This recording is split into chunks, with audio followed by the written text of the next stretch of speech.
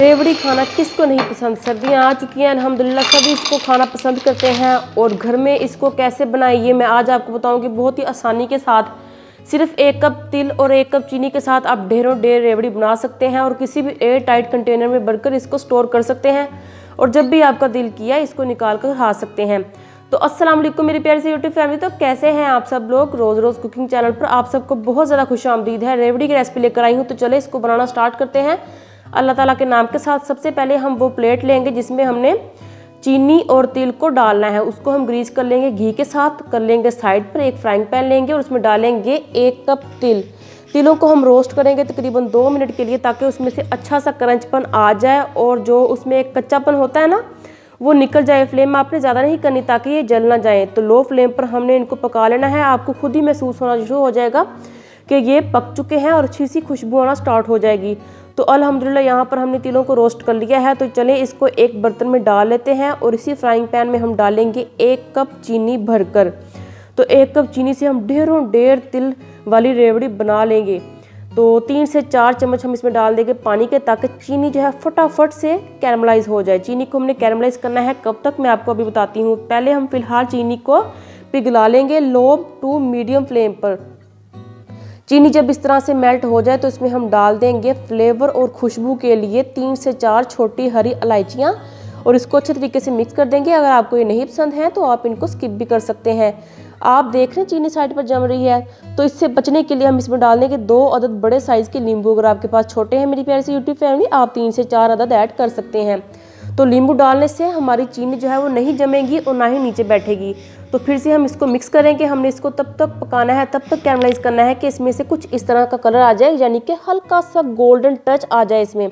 तो जब इस तरह का कलर आ जाएगा तो हम थोड़ा सा पानी लेंगे एक कटोरी में और थोड़ा सा चीनी का जो मिक्सचर है वो डालकर देखेंगे।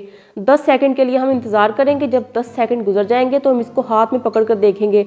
जब आपको इस तरह से ये बहुत सख्त सी नज़र आने लगेगी ना, सख्त सी महसूस होगी जब आप इसको हाथ में चेक करेंगे, तो उसी पॉइंट पर आपने जो गैस है उसकी फ्लेम को बंद करना है और तिल डालकर फटाफट से इसको मिक्स कर लेना है।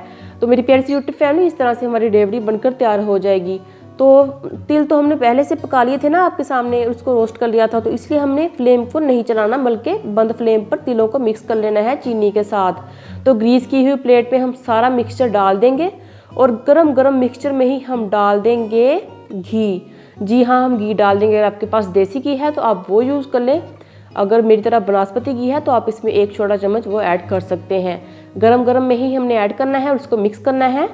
तो रोज़ रोज़ आंखों तले एक ही सपना सजे कि रोज़ रोज़ कुकिंग चैनल जो है वो कामयाब हो जाए। तो अल्हम्दुलिल्लाह मेरी प्यारी सी यूट्यूब फैमिली 4,500 सब्सक्राइबर हो चुके हैं। तो प्लीज़ मुझे और ज़्यादा सपोर्ट कीजिए। यहाँ पर हमने हाथों को ग्रीस कर लिया है घी से।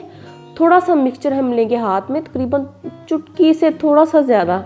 तो इसको हम हाथों में गोल शेप देकर ऐसे दबा देंगे तो रेवड़ी हमारी तैयार हो जाएगी। तो फिर से आप यहाँ पर देख सकते हैं मैंने इसको पहले हाथों में लेकर गोल किया, थोड़ा सा मिक्सचर हमने हाथ में लिया, फिर उंगली की मदद से इसको दबा दिया। तो इसी तरह हम सारी तैयार कर लेंगे। यहाँ पर मैं आपको एक लंबाई की शेप में भी बता रही हूँ। थोड़ा सा मिक्सचर हाथों में लेंगे और उसको लंबा करेंगे और फिर से दबा देंगे। तो इस तरह से हमारी सारी रेवड़ियाँ अल्हम्दुलिल्लाह यहाँ पर तैयार हो चुकी हैं। इनका क्रंचीपन आप यहाँ पर चेक करें, अल्हम्दुलिल्लाह देखते ही मुंह में पानी आ रहा है। मेरी प्यारी सी यूट्यूब फैमिली रोज़ रोज़ आंखों तले रोज़ रोज़ कुकिंग चैनल कामयाब हो जाए।